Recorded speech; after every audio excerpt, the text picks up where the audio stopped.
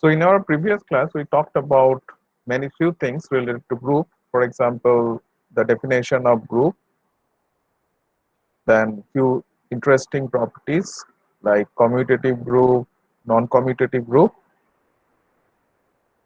and also in terms of number of elements like order of the group. And we have already seen there are two types of groups in that respect. This is finite group and few infinite group. And in case of finite group and infinite group, we also have seen subgroup, and also we have seen cyclic groups. Cyclic groups. So when studying the cyclic group, we had the concept of generators. And in case of a group, and we found that what is the relation between generators and order of an element. Order of an element. That we have already seen. Okay. So today we are going to discuss about a special kind of subgroup known as normal subgroup. Normal subgroup. Okay. So just now we have seen that few interesting properties. For example, we had say we start with, for example, we start with S3. You all remember what are S3? S3 it consists of 6 elements E, then 2 cycles 1 2, 1 3, 2 3, 1 2 3, 1 3 2. Okay, and we know what do you mean by composition. So with respect to this composition, S3 forms a group, and we have seen that this is a finite group.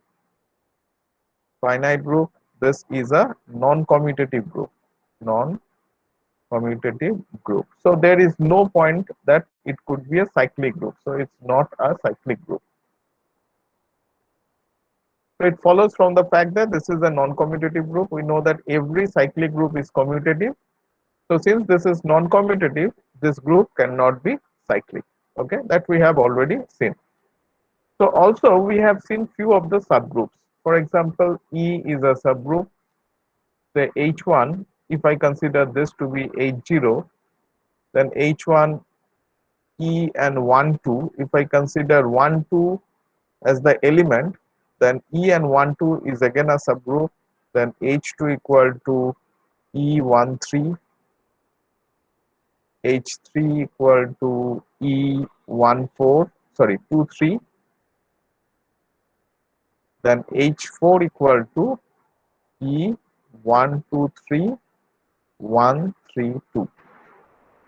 And then S3 itself.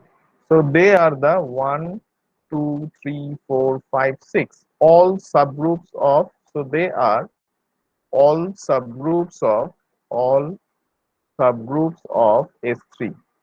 Now, sometimes in the question, this could be asked like all proper subgroups of S3. So if I ask you how many proper subgroups of S3 are there, so if the question is how many proper subgroups of S3, tell me the answer. How many? Quickly. How many proper subgroup of S3? Four. Number? Four. Okay, somebody Four. says 4, somebody says 5. So let's see. So 1, 2, 3, 4, 5. 5 is the answer.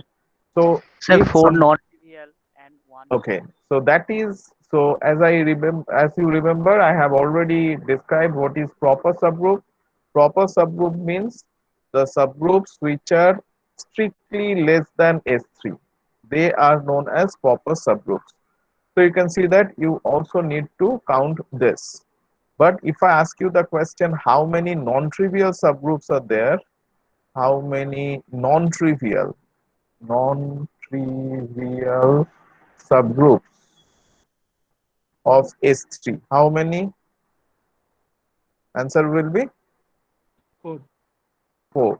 Four. So non-trivials means for any group, remember, for any group, you will always have two subgroups, namely E and G. So G is a subgroup of G itself, E is the subgroup of G. These two groups are known as trivial subgroups. So they are known as trivial subgroups. Okay. So now you see that there are six subgroups of S3 altogether, out of which, if you consider this one and this one, they are trivial subgroups. So apart from that, you can see that H1, H2, H3, and H4, they are the non-trivial subgroups of S3. Is clear? Okay, good. Okay. So suppose I take, say I take, say some subgroup, say H1. Okay, so H1 is my E and 1, 2. Okay. Now I consider a kind of operation like this. Say I just have some element. So in that way, in an abstract way, if I write it like this, so G is a group, H is a subgroup. So in this case, my G is S3 and H is H1. Okay. So now I consider any element from G. Now I consider G into X. What does it mean? It means that you need to multiply from the left with all the elements of H by G, such that H belongs to H. So this way of writing is, you may not be very familiar with writing this kind of things, but for maths honor students, you must know, or you must try to write in this way. What does it mean? G into H means you vary all elements from H and multiply with this G. So suppose I consider all the elements. If I consider all the elements of S3, then who are the elements? Like E, then 1, 2, then 1, 3, then 2, 3, then 1, 2, 3, and 1, 3, 2. They are the six elements. Now, if I multiply with H1 here, what should I get here? I should get E into E, then E into 1, 2, like this. So multiplying G. So here G is my E, and multiplying all the remaining elements inside. So E and 1, 2. So I am multiplying E with this element. I am multiplying E with this element from the left. That is what this means. Okay. Now what is this set? What is this set? If I multiply with E, then what should I get? H1. H1. H1. Very good. So E and then 1, 2. So this is nothing but H1. Now what I get if I multiply it with this? That means I multiplied with 1, 2 into E, and then 1, 2 into 1, 2. What should I get? H1. Again H1. So this one I will get 1, 2, H1. and then this one I will get E. This is H1. Very good. Now what will happen here if I multiply like this? Quickly tell me. I will get 1, 3 into E, and then 1, 3 into 1, 2. Quickly tell me. This is 1, 3, and what is this? Is 1, 2, 3. 1, 2, 3.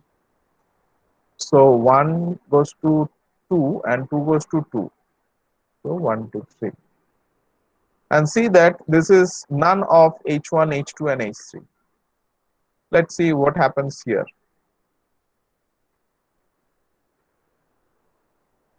This is 2, 3 into E, and then 2, 3 into 1, 2. What is this set? This is 2, 3, and then 1 goes to 2 and 2 goes to 3. So 1 goes to 3, 3 goes to 3, 3 goes to 2, like this. Okay. What is this? This is 1, 2, 3, E, 1, 2, 3, and then 1, 2. Tell me what is this? What is this element? 1 goes to 3, 1 goes to 2, 2 goes to 3, 3 goes to 3, and 3 goes to 1. So 1, 3. And if I consider this one, then I will get 1, 3, 2 into E, and 1, 3, 2 into 1, 2. What is this element? 1 goes to 2 and 2 goes to 1. So 1 goes to 1, 2 goes to 1, 1 goes to 3. So 2, 3, right? This one. Now you see that they are fine, but we didn't have any subgroups which are of this form. So they are not subgroups, which we have already mentioned about. Okay, let's find what is happening here.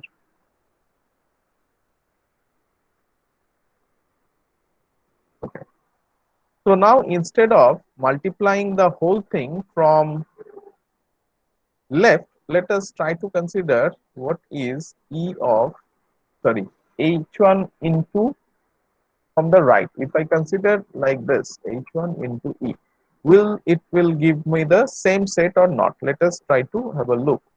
That means E into E and then 1 2 into E.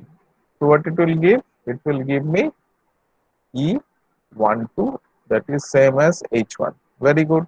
So H1 and H1 is same. Let's see what happened here. 1 2. I am multiplying the same thing but from the right. So here E into 1 2 and then 1 2 into 1 2, and that gives me again E into 1 2, and that is H2.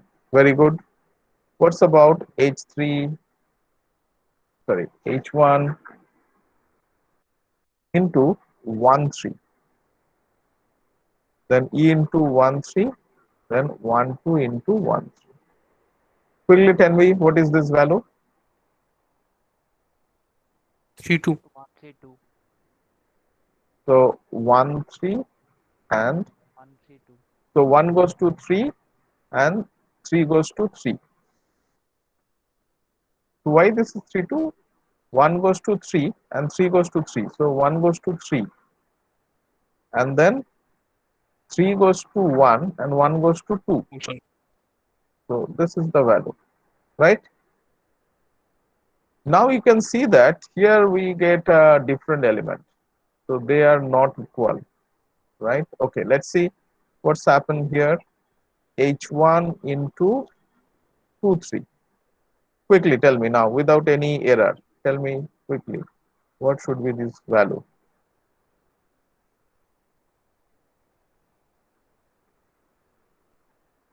Quickly.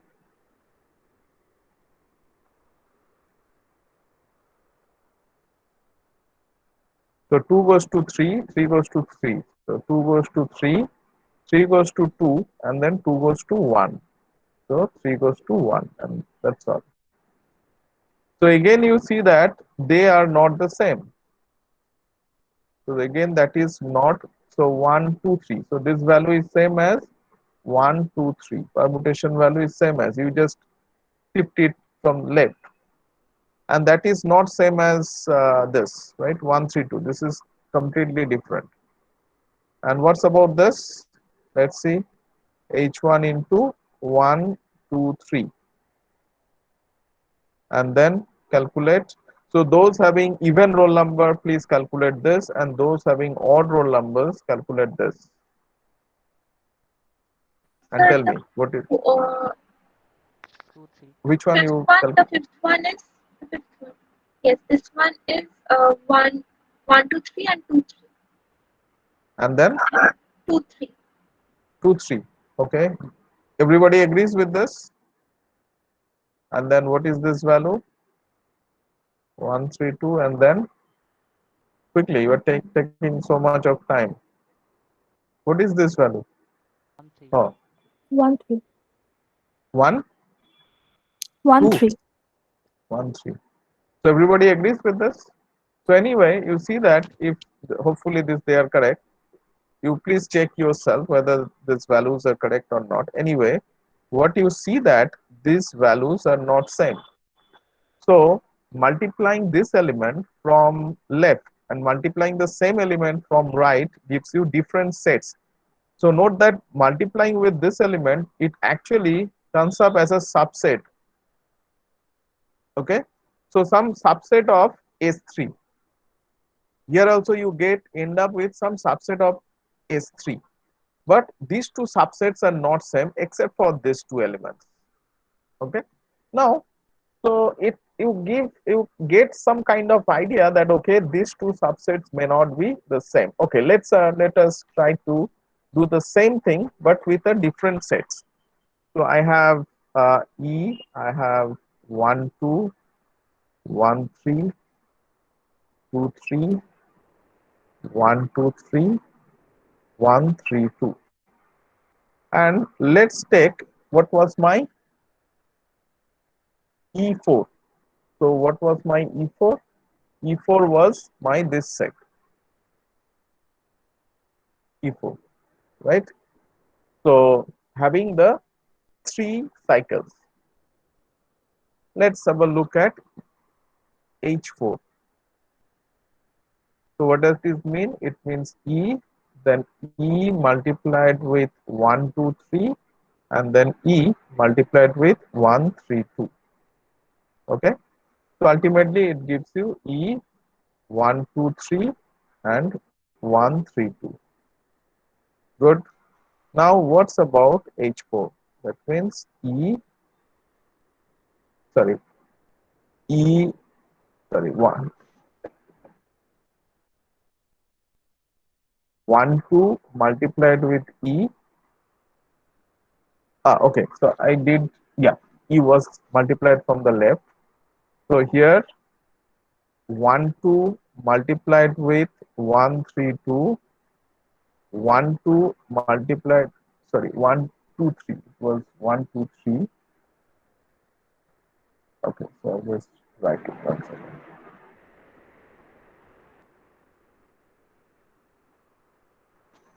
So what is H4 multiplied by this? This is 1 2 into E, then 1 2 into 1 2 3, then 1 2 into 1 3 2. Quickly, can anybody tell me what is this value? 1 2 2 3 3 2 3 1 2, 2 3 what is this value? 1 2 2 3 2 3 Sorry, 2 2, 3. 3, 2 3, and then 1, 3. 1 3. Okay, very good. Okay, let's have a look at the right hand side as well. So you can understand that H4 into E will suddenly give you H4, and here also the same thing happened. Now H4 multiplied with 1 2, what it should give? Quickly. So E 1 2 1 2 3 1 2 1 3 2 into 1 2. What is this value then?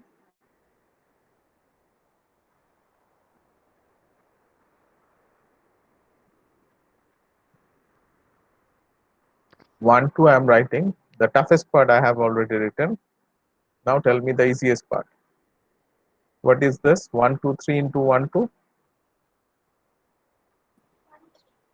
1 3. 2 1 3 3, and then 2, 2 3. 3 2 3.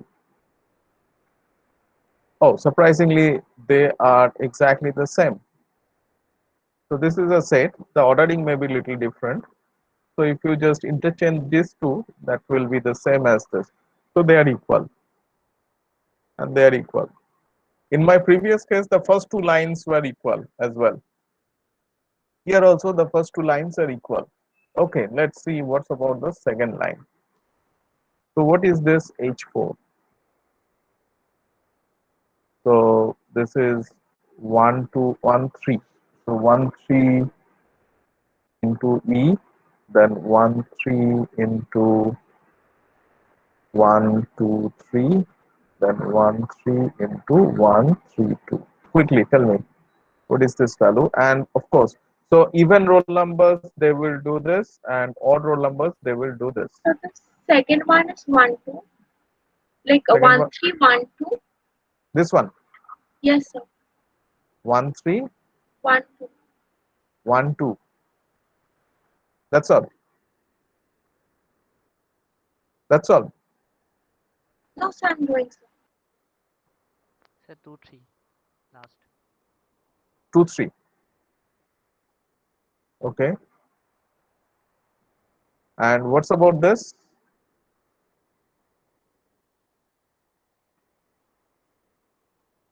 So E1 3 1 2 3 1 3 1 3 2 1 3. What is this set?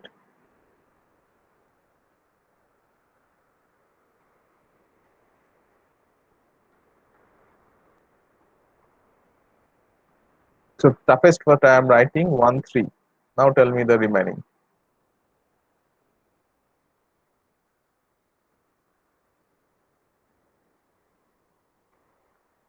Sir, 2, 3, 1, So 2. 2, 3, 2 3 1, 2. 1, 2. 1 2. Oh my God. Again the same. It came same, right? Okay. So previously, if you compare with this, we had only two where they were the same, but apart from that, they were distinct. Now, it might happen that, okay, I started with the H1, which consists of two elements. That's why maybe the two things are same. And here I have started with three elements. That's why the three elements could be the same. Okay, then why not H4? Like, so again, for even roll numbers, they do this. For odd roll numbers, they do this. So this is 2 3 into E, then 2 3 into 1 2 3, and then 2 3 into 1 3 2.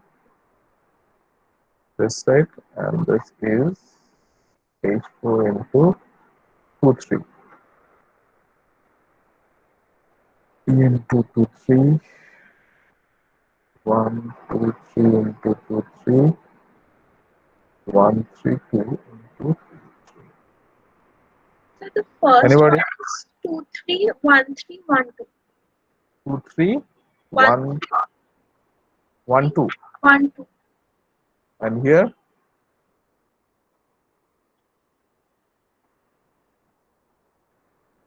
So 2, 3, 2, 1, 3, 1. 2 3, then 2, 1, 3, 1. 2, 1, okay, 2 1 you can write 1 2. 2 1 is same as 1 2, and then and 3 1, 1 is same as 1 3.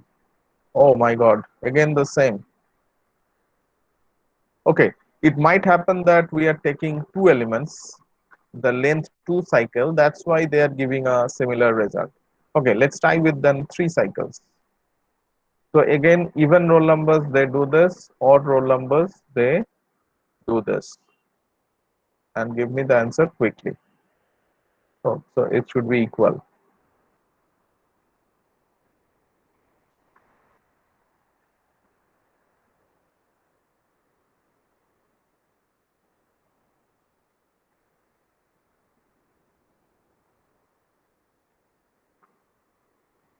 So even roll numbers, they calculate this one.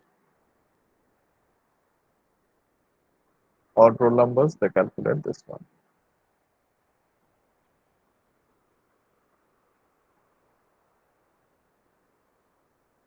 Sir, Yeah. 1 2 3 First 1 one, 1 So okay, one by one. First left one. Somebody tell left me one for 1 2 1 2 3 3 1 1 3 2 and E. 1 2 and 1 2 3 1 3 2 and E. Okay. And what's about right one? Same. Same. Oh.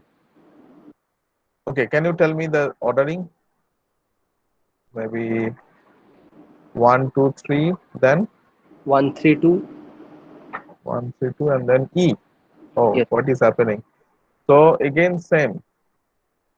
And what is your intuition? Will that also be right? Will be same or unequal? Any intuition? Sir, I think so same. I think same, sir. It's the same. Okay, because you are actually multiplying, this means you are actually basically a permutation of that will come suddenly, that you can understand. So two different things are happening here. One for this set for H1, it gives you a different answer. Like not all these subsets are equal. So if you multiply from the left with H1, you get a subset of, so this is a subset of S3. So these all of them are subsets of S3. Here also you get all some subsets of S3. But you can see that these two subsets are not equal. That means 1 to 1 3 H1 is not same as H1 1 3.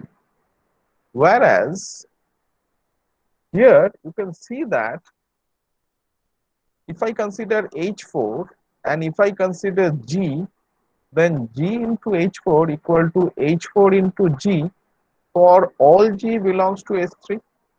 Is the notation clear to all of you? Instead of writing this element E 1 2 1 3 2 3 1 2 3 1 3 4 1 3 2, I just replace it by G and I am varying G all over S3. So the same thing, and we have seen that the whole thing, instead of writing or instead of spending 15 to 20 minutes here, we can very easily write here. So there must be some speciality about H4 which was not present in case of H2 or H, what is H0? Yeah, H1, H2, H3. This, for these three subsets or these three subgroups, some special property is missing. So you can understand very well now. So they will be like symmetrical answers will come, right? But here also, if you multiply with all the elements with H0, then what you will find? You can understand that E being the identity element, it will suddenly happen if I consider H0 and which was my E, and then if you multiply with this and will suddenly be H0 into G for all G belongs to S3. So again you see that a similar kind of pattern is happening here also and here also. But the same thing is not happening for H1, H2, H3. What do you think? What will happen?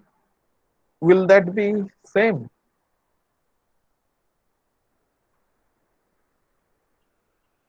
If I write this, will this be true or false? Will this be true or false? So true. The two. So true. It has to be true from the closure property, right? Closer. So it has to be true. So among the 6 subgroups, you see that 3 subgroups are there for which this special property is satisfied, and for three subgroups, these special properties are not satisfied. Okay, so the question is, what is this special property? What is this special property? That is very important. Okay, so the question is, what is this special property? Okay, so a new term that we must take care about, that is known as left coset and right coset. Left coset and right coset. So what does it mean? Let G be a group. Let G be a group and H be a subgroup of G. Then the left coset or the right coset, the same, but the direction, as you understand from left and right coset of H in G. So we write it like the left coset of H in G is the set, is, you can say that is the subset GH, or for right coset I am writing it HG. for all G belongs to G. So this subset, so you just now we have seen that this is a subset. Say if I consider a particular G, then so this is my small g. So this is my small g. If I multiply with from left or right, depending on that, so this is my left coset, a left coset of H in G. Okay. Now, if so, this is a left coset. Now you can vary all this G. So GH is a left coset of H in G, where G belongs to G. Okay. So now you understand that for a left coset means it's a subset of S3 or the original group. So GH must be a subset of, may not be a subgroup, is a subset of G. No doubt about that. Okay. Now you see that among these left cosets, for some H, the left coset and the right cosets are same, and that is same for all G. So for H4, you see that whatever be the G, if you multiply from left and if you multiply from right, you will get the same subset, and that is true for all G. Here also, if you consider H0, if you multiply from the left or right, it doesn't matter, whatever subset you get, they are always same. For S3, the same thing happening. So now the term is normal subgroup. And that is very important for group theory. What it says, let G be a group and H be a subgroup of G. Note that normal subgroup. That means it has to be a subgroup of G. Then H is said to be a normal subgroup of G if GH equal to HG or all G belongs to G. Then we called that subgroup H as a normal subgroup of H in G. Okay. So normal subgroup of H. So H is called the normal subgroup of G. Clear? Just now we have seen this example. So example, in S3, who are the normal subgroup? E, S3 and H4. What was my H4? E 1 2 3 1 3 2 are the normal subgroup of S3. Why I am putting normal subgroup the? Because just now we have seen that there exists no other subgroup. So I have considered all the 6 subgroups, among which they are not normal subgroups, but S3, E and H4. Just now we have seen that they satisfy this property, given property. That's why they are the normal subgroups. That's why I put a normal subgroups. Otherwise, when you write, they are some normal subgroups, but I have already shown you they are the only 3 normal subgroups that are present in G, in S3. Okay. Now tell me, let G be a commutative group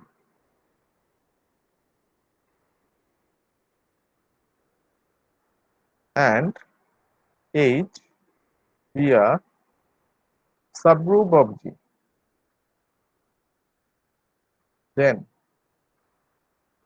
H is a normal subgroup of G. Is it true or false? The true. Is this true or false? Any idea? The true. Okay, somebody says true. Why? So true. Yes. So now you can understand very well GH equal to, you are basically multiplying G into H such that H belongs to H. Since the group is commutative, you can write it H into G such that H belongs to H. Okay. And now what is this definition? This definition is, okay, yeah. So this definition is H into G. So I started with any G. So this is true for all G belongs to G. That's why in any commutative group, any subgroup is a normal subgroup. But that is not the case in case of non-commutative group. Just now we have seen in case of S3, you have already seen this H1, H2 and H3. What is H1, H2, H3? H1, H2, H3 are made up of basically these two cycles. These groups. So they are not the normal subgroups. But S3, H4 and H0 are normal subgroups of S3. Can you just tell me, in my last class I mentioned another term. What is H4? Any idea about what is H4? A term AN. special? A3. Yes. So A3. So this is nothing but the alternating group. Why? Because 1, 2, 3 can be written as 1, 3 composed 1, 2, and this could be written as 1, 2 composed 1, 3. So each of them are called, what they are called? Each of these two cycles are called transpositions. Event permutation. Transpositions. Very good. So as I mentioned, if in a permutation, if it is a product of even number of transposition, then we call it even permutation. So here two transpositions. So 1, 2, 3 is a even permutation. Similarly, it is a product of two transpositions, even number of transpositions. So this is also a even permutation. Also, we have seen in my last class that E is also a product of two transposition. For example, you can write E as 1, 2 into 1, 2. So product of two transposition. As a result, this is also even permutation, and they are the only, so they are the collection of all even permutations. Because if I consider S3, if you remember, in S3, this is on product of only one transposition, that means odd number of transpositions. So this is odd permutation, this is odd permutation, so this is odd permutation, and this is even, this is even, this is even. So H4 is the collection of all even permutation. Okay, and in my last class we have shown that alternating group is a subgroup of S3. Here is S3, but in general AN is a subgroup of Sn. Okay, so one very important homework that I want to give you is proving this result, which states that An is a normal subgroup of, so homework,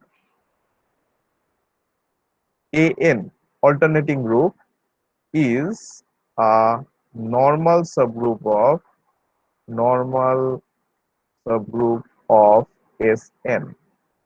Okay, and for that you need to find another term which is known as index. Index, what do you mean by index? That you may need to know, and if you will find that, so it will be denoted as, and if the index value is 2, then we will say that H is a normal subgroup of G. That you need to prove. Normal subgroup of G. So what do you mean by index of a subgroup? So index of a subgroup, that you while proving this, you may require this result. I'm just giving you a hint. What is new term? Index of a subgroup H in G. This means the number of distinct left cosets of H in G is called the index of H in G. So what it says, the number of distinct left cosets of H in G is called. Okay. So again, number of distinct left cosets of H in G is called the index of H in G. So let us have a look at this example once again. Just now we have seen here, if I consider H4, so how many distinct left cosets that you would get? How many distinct left cosets that you find here? Tell me. So one is H4. This is one left coset, that is E into H4. Then you get 1, 2, 2, 3, 1, 3. Here also you get 1, 3, 1, 2, 2, 3. Here also you get 1, 2, sorry, 2, 3, 1, 2, 1, 2. And here you get 1, 2, 3, 1, 3, 2, E. So how many distinct left cosets that you get here? What was my H4? H4 was my this set.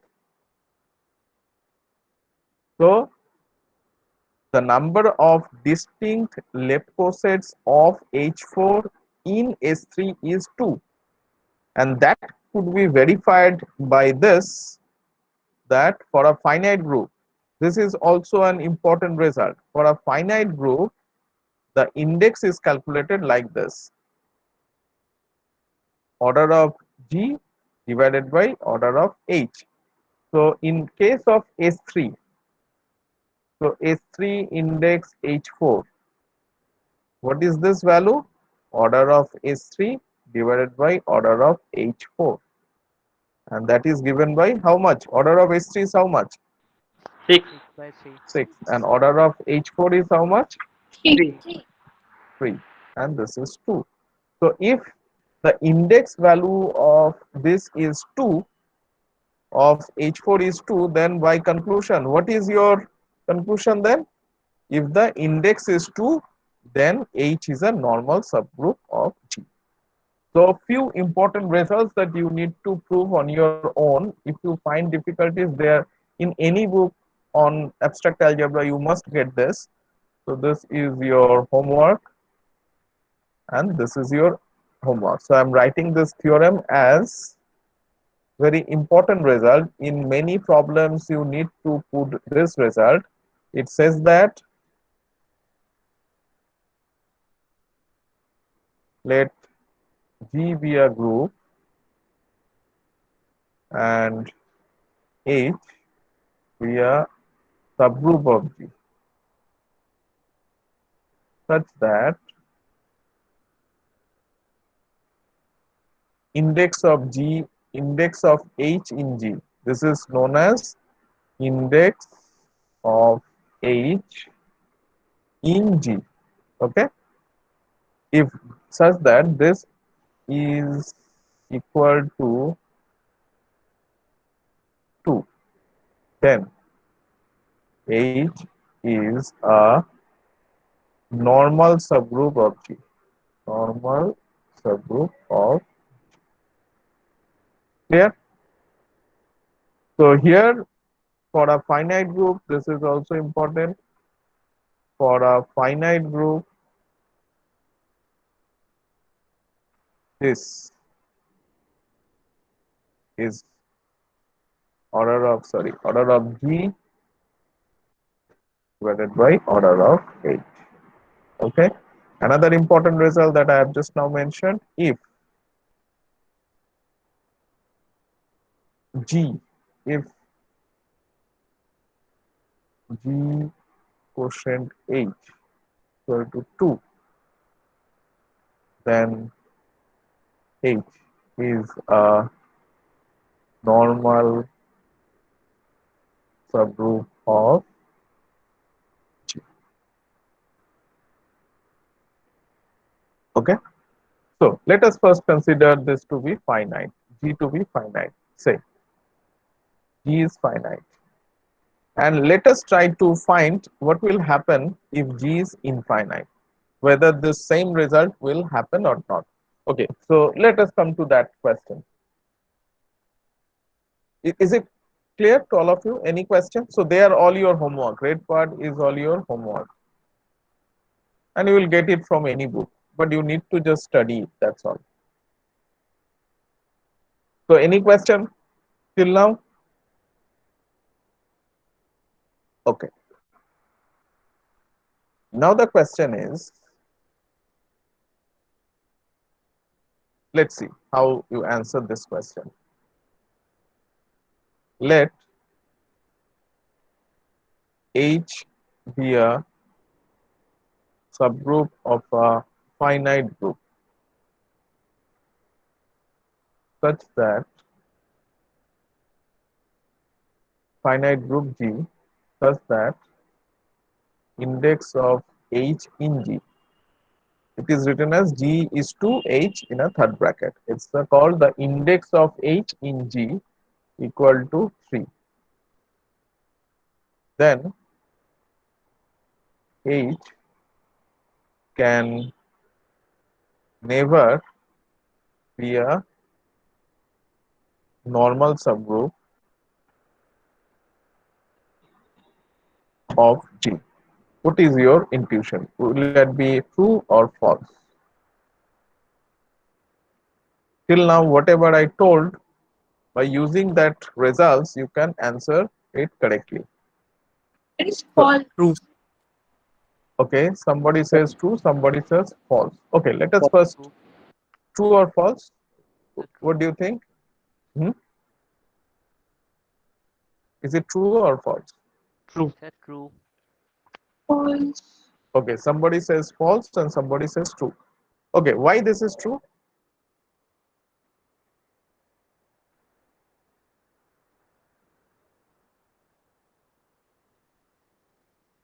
Because N is a normal subgroup Yes, and the index of N is 2. true, but here I haven't talked about S3. I talked about any group G, right? This is my any group. And H is any subgroup of G, but given that G is finite. So any finite subgroup I am talking about whose index is 3. Now the question is, can this H be ever be a normal subgroup? If it is so, then give some example. If it cannot be a normal subgroup, then some proof or something, some argument you need to give. Why? Okay, somebody says true. So can you give some example?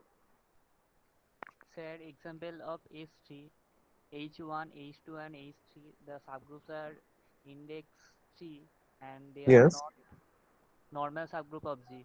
Normal subgroup of H3. Yeah, then it should be your true answer. Yes, sir. So you say that true or false? I said the true. Okay. And somebody says false. Why false? So if it has index, then it should have like left coset equals to right coset, and whenever left coset equals to right coset, it's a normal subgroup. Okay, so not well. I mean, I couldn't get your answer properly. Could you please repeat once again? So like index means like according to the definition, it is like number of distinct left coset, Yes. and index can also mean that number of distinct right coset. Like it means that left and right coset are equal. Number of left and right cosets are equal, and Yes. that actually means that if number of left and right cosets are equal, then it means that it is a normal subgroup. That's why H can be or H is a normal subgroup of G if it has index 3. No, no, no. That is not a good justification. Okay. So, Sir, sir, if we yeah. take commutative Yes. finite group of order Very 6, good. Very good, very good. So take any commutative group of order 6. Can you give some example of that commutative group? Z6. Very good. Take Z6. And what would be a subgroup? What Zero could be one a 0, 1? 0, 1 is not a 024. subgroup of 024. 0 to 4. If you consider 0 to 4, then it would have a difficulties in index. So just now you remember for a finite group what I told you, how the index is calculated. It's calculated like order of G divided by order of H. Okay. So The yes. So 03. what you took? 0, 03. 0, not 3, 0, 0, 3. Yes, good. So if you consider 0, 3, so this is a subgroup of this, no doubt about that. How to check that this is a subgroup? So you can see that inverse of 0 is 0 itself. Inverse of 3 is, what is inverse of 3? 3. Itself. 3 itself. So if you add 3 by 3, you will again get 0. So you will be always within that set. So in that way, you can see that this is a subgroup, or you can check that, take any AB and AB inverse belongs to 6 itself, and that is happening here.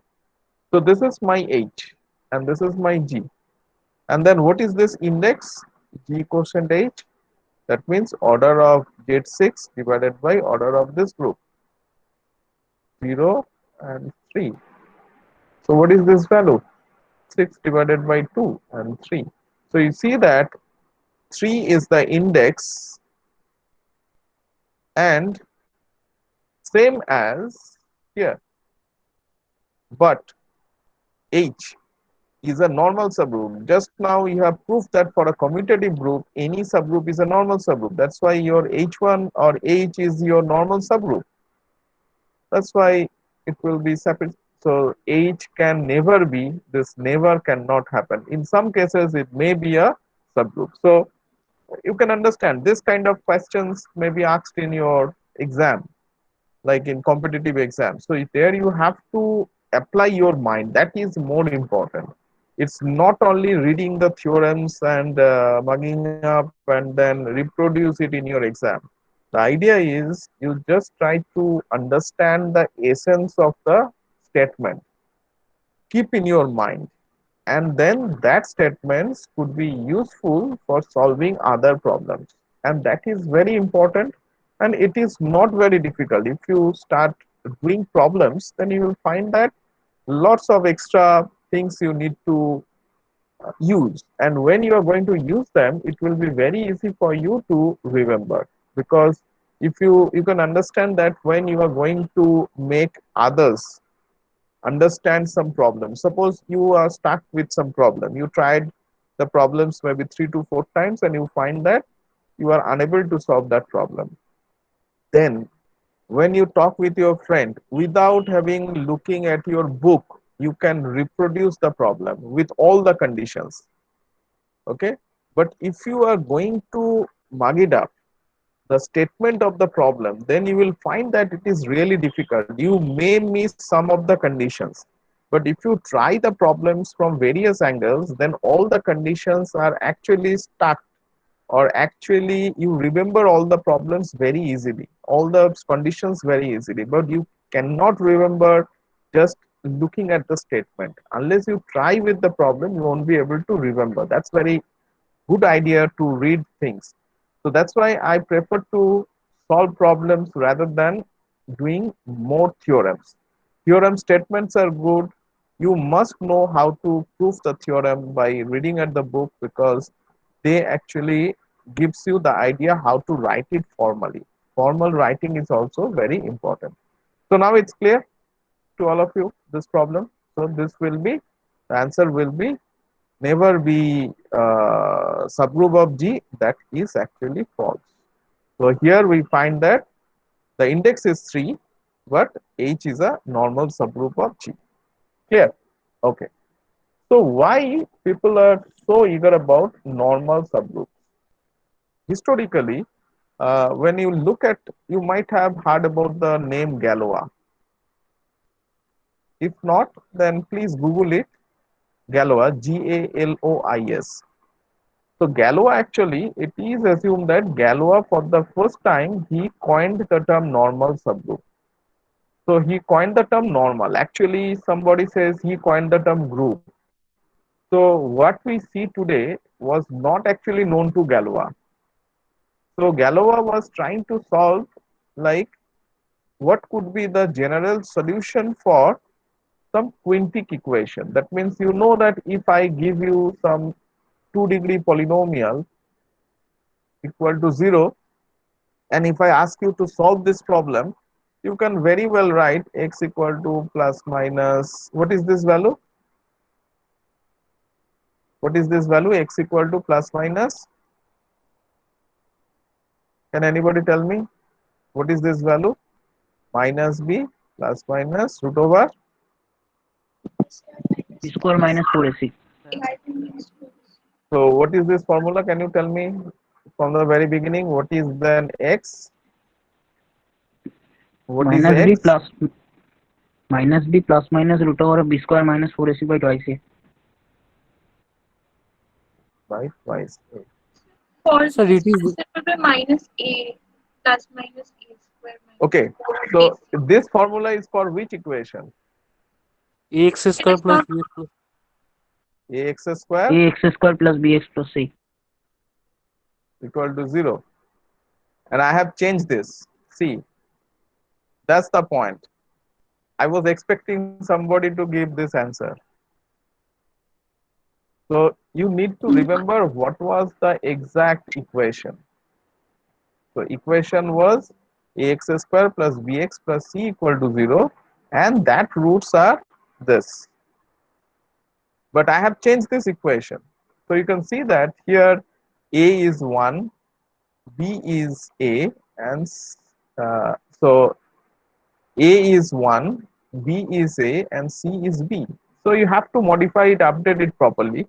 But it happens in case of some exam, when the in exams are asked within almost similar looking things. If I ask you to write like this, bx plus c equal to 0, then also some of you may fail to give you the actual answer. So that is very important. Okay, so anyway, what I was trying to say is that if I give you this formula or even this formula, you can very easily tell me the answer, because that was known as Sridhar Acharya formula. But if I ask you the question, if the equation, say, polynomial is of this form, say ax2 x cube plus b x square plus c x plus b equal to 0, then can you find the solution of this? In your undergraduate level, have you studied this in your classical algebra course? Or if it is of this form, ax to the power 4 plus b x cube plus c x square plus bx plus e equal to 0. That means I am assuming that a not equal to 0, here also a not equal to 0. That means this is a polynomial of degree 3 and this is a polynomial of degree 4. Have you heard about how to solve this like Sridhar Acharya? Yes, sir. Garden Yes, sir. considered Pardon on Kiradai. Okay, so when you studied those things, in which In level? previous in previous semesters. Okay, so that means in first semester. First sem, you have already started solving these problems, right? So Sridhar Acharya, you were trying maybe at your school level, and I mean in your maybe 9, 10 or 7, 8 something at this level, and here you have already heard about Ferrari and Cardin's method, which are capable of solving degree 3 or degree 4 degree polynomial. But if I ask you the same question, what's about this? Fx equal to a x to the power 5 plus b x to the power 4 plus c x cube plus b x square plus ex plus f equal to 0, where a not equal to 0. That means it's a degree 5, degree 5. Or even fx degree is greater than equal to 5. What will happen? Any formula that you know? So they are all general formula, like, but if I ask you this question, can you find the root of equal to 0, then suddenly you will say that okay, 5 is the root. But that is in a general form. Any polynomial should like this of degree 5 should look like this. But this is one of the particular kind of polynomial of degree 5. But this is a general form of degree 5 where all a, b, c, d, e, f are from real numbers. What will be your answer? So like Ferrari and Cardan or Sridharacharya or some 1 degree polynomial. If I ask you a very tough question, what is the solution for x? Can anybody tell me? What is x? minus 100. Minus 100. So for 1 degree, you know, for 2 degree, you know Sridharacharya. For 3 and 4 degree, you know Ferrari and Cardan method. But what's about 5 degree? You may think that, okay, in our first semester, we might have done this. So maybe this semester or maybe semester onwards or maybe afterwards, we are going to solve this 5, 6, 7, 8, whatever may be the degree. We could have some general form or general result that will help you to improving these results. But unfortunately, that is not the case. So Galois, for the time being, I mean Galois as well as Abel, as you know that Abelian group, Abel, they proved almost in a similar time. So they used to stay almost in a same time. They proved independently that there could not be any method which uses stars and indices. For example, what it use here in Sridhar Acharya method, you use some square root of this. So stars and indices are used, right? In case of Ferrari and Cardan, do you use this kind of square root or 1/3 of something, cube root, something you used in Ferrari and Cardan? This kind of root over business, maybe 1/3 or something. Have you used this in Ferrari Cardan? Do you remember? Okay. So they for the first time proved both Galois and Abel independently. They proved that there could not be any formal method or formula that will give the solutions of arbitrary looking 5 degree polynomials. So they are called quintic polynomials. Quintic means 5 degree polynomial. Okay. So both of them, they have quite good similarities. Both of them, they did it, but the work that was done by Galois was much advanced. So Galois, if you just Google it by using Galois, you will find that he was a genius mathematician. He lived around for only 21 years age. I mean, he died at the age of around 21 years. Both of them, almost same aged person, and both of them they died at a very early stage, around 21 years old. And out of which Galois was basically, if you look at the uh, life of Galois, he used to like at that time he was a French guy, and at that time it was like a revolution was going on. So he was most of the time he was fighting for social purposes and all for political reasons, and he was in prison for many years. So when he get time, he used to do mathematics, and whatever mathematics he did, by proving this, he actually used a lot of things.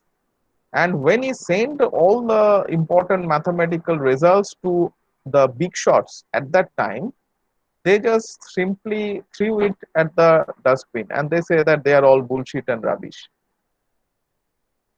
But around after 100 years of his death, when the same thing was revealed, because by that time mathematics has gained more information, more results came up, more modern techniques came up. After the death of around 100 years, when the same result came into picture, then people found that, oh, I mean, around 100 years back, Galois did all those things. So when Galois was there, Nobody actually gave importance to Galois, but after the death of Galois, he became famous. And even after around 100 years, he became famous. And people understood that whatever theory that he has developed has lot of things to do. And that is known as one of the things is Galois field. Galois field. Okay. So in your syllabus, in undergraduate level, you might have a little idea. If I will teach you maybe at your third year, then I will give you a glimpse of Galois field and its application. Huge application is there in computer science and cyber security. In computer science and mostly in cyber security. I have told at my very beginning stage that there are lots of applications of this abstract algebra in cyber security. I will show you a few of them. There you will realize that how this basic things could be used, and many of the things like when you say send email or when you do transaction online, this Galois field plays an important role because the portion, the cryptographic portion that we are going to use is AES, Advanced Encryption Standard. If you just search with AES, then you see that in everywhere, like saying sending some email or doing some online transaction or sending message using WhatsApp, everywhere you use advanced encryption standard. And one of the basis of this advanced encryption standard is to find the inverse of some element, and that elements are from basically Galois fields. So now you can understand that these basic things are very much important in today's scenario.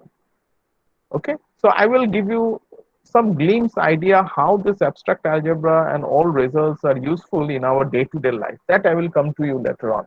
But for the time being, so we started with this degree 5. So there is no such degree 5. So Galois was trying to prove those things. And Galois, during that time, Galois didn't have any idea about group theory, what we know today. But mostly at that time, the permutations were very much important. So he was thinking about the permutations of polynomials and all, the coefficients and all. During that time, he observed the kind of left coset and right coset business, and he coined the term normal. And after many years, this just to give him a homage or a respect, people started saying that this is a normal subgroup. Okay, so that is a kind of very interesting history about normal subgroup. Okay, so what we have already seen that normal subgroups are there. So if I tell you, let G be a group, let G be a group, then G will always contains normal subgroup. They always contain normal subgroup. True or false? What do you think? G be any group, finite, infinite, commutative, non-commutative, then G will always contain normal subgroup. Say maybe A normal subgroup or normal subgroups. Let it make it little more interesting. Then G will always contain normal subgroups, more than one. Will it be true or false?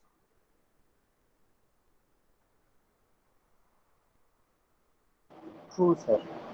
Why? Very good. True. Why?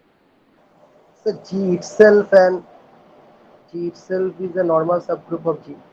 And this is subgroups. What else? Identity. Very good.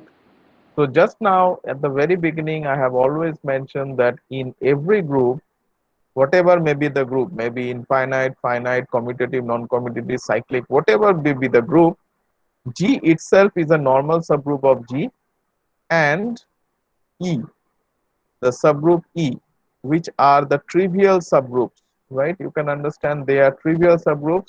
They are always the subgroups and they are always the normal subgroup of G. Okay. So that's why two normal subgroups are always present for any group, whatever be the case, finite, infinite, doesn't matter. Okay. Now the question is why this normal subgroups plays an important role in group theory. Okay. That's again a very standard and important question, and that could be a motivation of our next part. Okay. So what we need is basically we have a group and H a normal subgroup of G. Normal subgroup of G. So for algebraists, they are always willing to get new group structures, right? So here G might have some composition, or maybe say, okay, maybe say plus is a group. So H plus is again a subgroup or a normal subgroup. Okay. Now from this two, the algebraists they want to find some new group structure. How? Okay, they consider G quotient H. What is this? This is the collection of all left cosets of H in G. So it is the collection of all left cosets of H in G. For example, if we consider our at the very beginning, if we consider our A4, H4, so they are the all possible left cosets of H in G. Out of which we have seen that only two left cosets are there.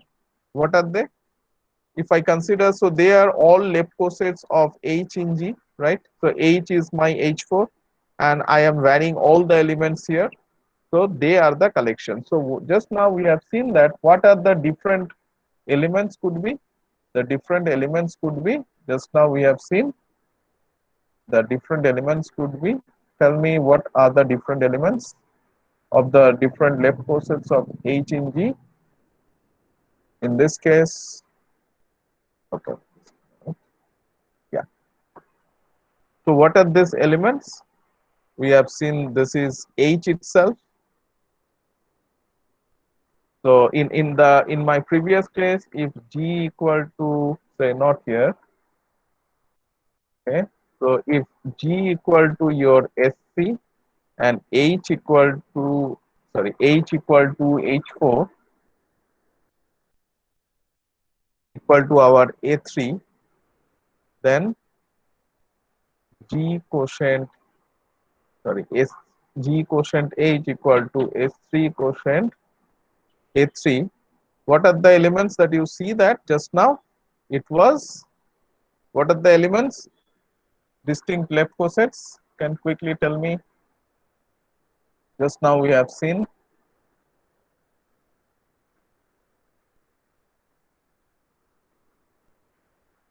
So here is H4, that means E, and what is this? And is a product of this one. So they are the only two types of elements here. Okay, one is A4, A3, which is H4, and another one is this one, right? Okay. So if I write like this, then so it was A3, which was my H4, which was my nothing but E 1 2 3 1 3 2. Another one is product all two cycles 1 2 1 3 and 2 3. Okay, now it's clear what is my H quotient A3. That means all distinct left collection of all left cosets of H in G. Since this is a collection, so if they are similar, so we saw that it may happen for 3 or 4 times. H4 was happening 4 times, that's why I write only H4 once.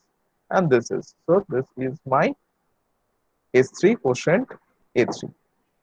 Okay. So what you see that this is a subset of So this is a subset of S3 and this is a subset of S3, right? And H4 consists of two of the subsets. Okay. Now, again, for if I consider say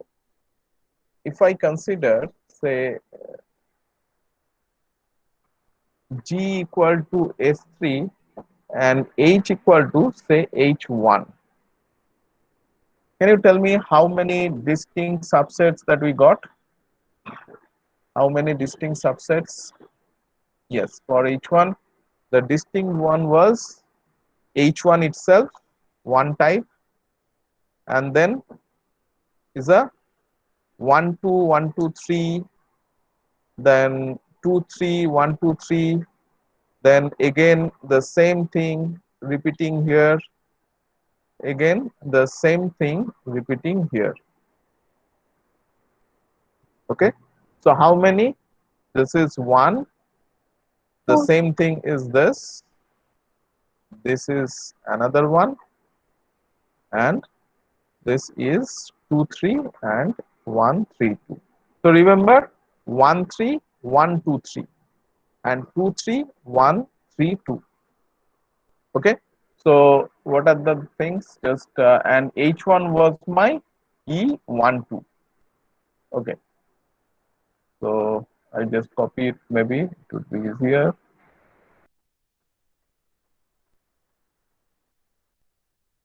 So there. So if G equal to S3 and H equal to H1 equal to E1 2, then we see that G quotient H equal to S3 quotient H1 is this set E E1 2 1 3 1 2 3 and 2 3 1, sorry, something was 2 3 1 3 2. So 1 3 2, right? So now you see that there are three distinct left cosets of H in G. So we have two different types of two different types of subsets. So one is this, another one is, sorry, one is this, another one is this. So here this is a subset of S3, this is a subset of S3, and this is a subset of S3. But as I just now mentioned, algebraists, they want some extra result, some extra group structure. If it is possible to find some extra group structure, they will be happy enough. So they just try to explain like this. So they just try to define some of the operation like this, a star. So this is a set and they want to try to define some operation star on G quotient H. So you understand that G quotient H is a collection of left cosets of H in G. Just now we have seen in above. So how they are defined? So one element should look like GH. So in my case, G was my plus, G was with plus operation. So one element should look like this. I'll just write it in a better way. G plus H. Okay. And another, say first element is G1 plus H and say G2 plus H. And I want to define some operation giving this plus. Now can anybody tell me what should be the operation? How the operation should look like? What should I write? To have this as our aim is to have this as a group structure. So this one has to be defined in terms of our previous group structure. So what is your intuition? How do you want to define this? Anybody tell me? Let us try to find from your, sorry, this is not G, this should be H. Yeah, now tell me, how should I define? Any idea? Just guess, try. Sir, So what? G1 Yes, star G2 plus H. G1. Star G2. Okay, you say G1 star G2 plus H. Very good try. Okay, let us try to define. Okay, so what we had, remember what we had? We had initially G plus, right? So you know what do you mean by G1, what do you mean by G2, and what do you mean by G1 plus G2, right? And then you are now having G quotient H, a set. Elements are look like G plus H. That means, so H is a subset of G. So with this means G plus H means you are basically adding all the elements of H by G from the left, right? That was my actual definition. So this is my G. Okay. So this is G plus H. So G1 plus H is here. G2 plus H is there. So this is some collection of subsets. Each of the subset is a subset of G. Again, this consists of some subsets G2 plus H. Now you are saying that this should be the star should be G1 star G2 plus H, right? That was you want to define. That's why you defined, right? Now tell me what is this G1 star G2? In G plus, was there any meaning of G1 star G2?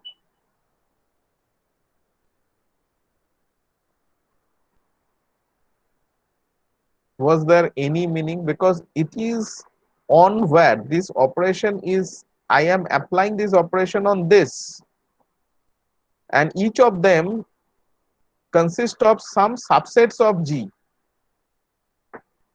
So here star is not defined actually. So star is defined on this here and not here. Okay, it was a very good try. Any other option? Any other things that you want to define? So G1 plus G2 plus H. Very good. Now you see that G1 plus G2 is defined. It's already there. And you also know what do you mean. So this is an element of G, right? And you also know what do you mean by G plus H.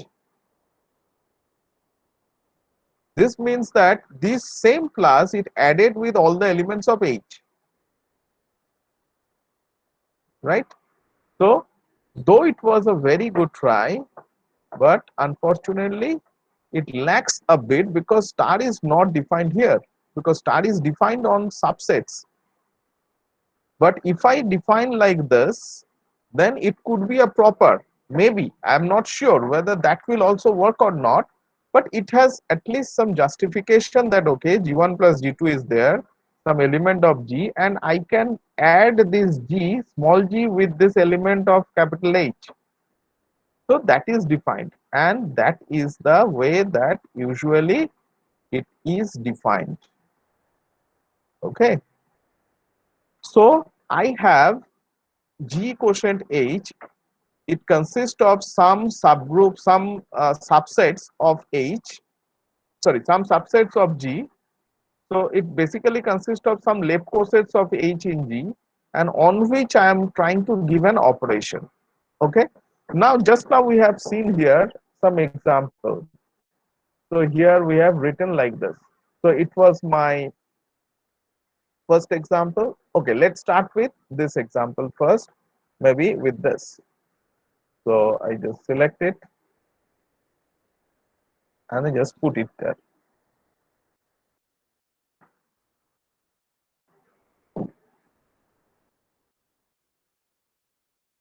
Okay, I will put it here.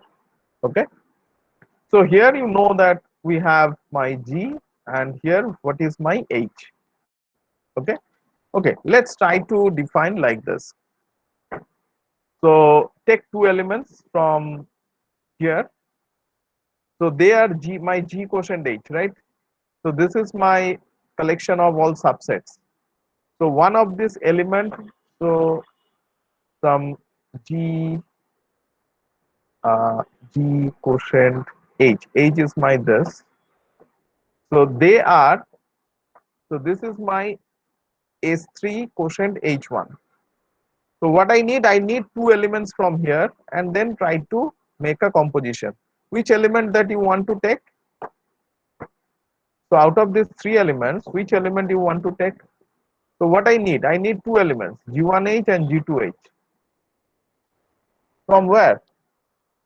From G quotient H. From here I need two elements for this star operation.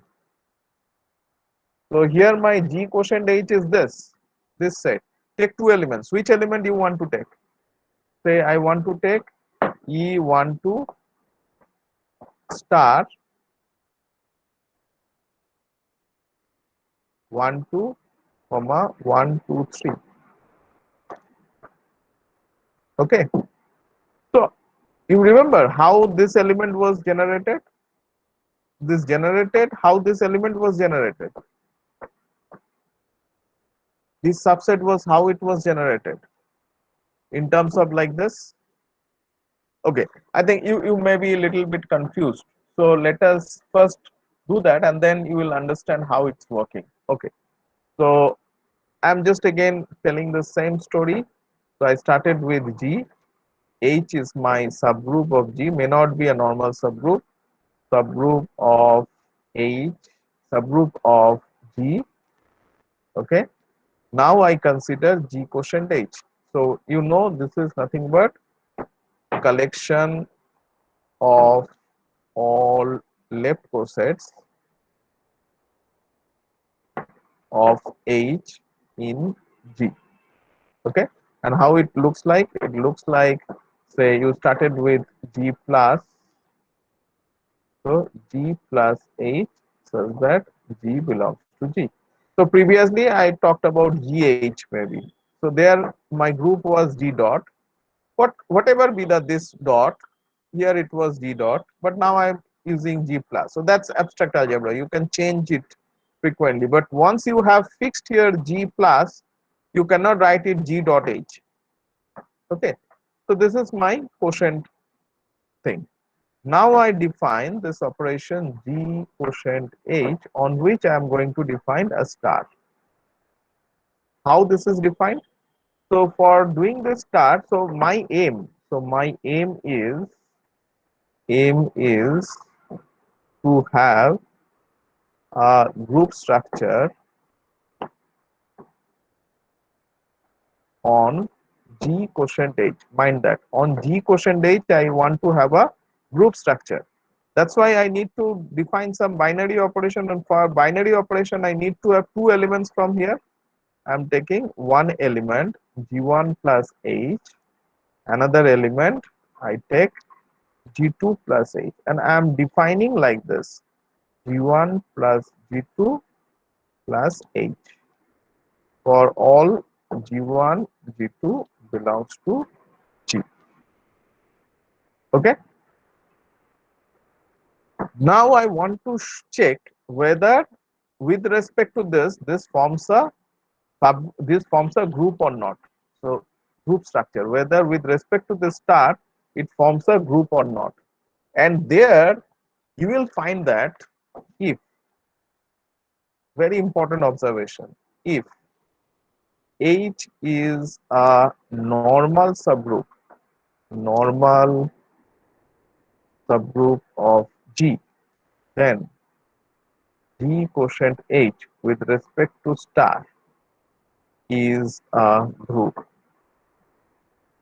You can also check if H is not a normal subgroup of G, then G quotient H with respect to star. So this star I have already defined here, the same star with respect to this operation is not a group. So to make this statement understand, I was trying to show you I have just taken H to be. When H was normal, in my case, if I consider G to be H3 and H to be A3, then you can check on your own that this forms a G quotient H forms a group. But here, if you consider G to be S3 and H to be your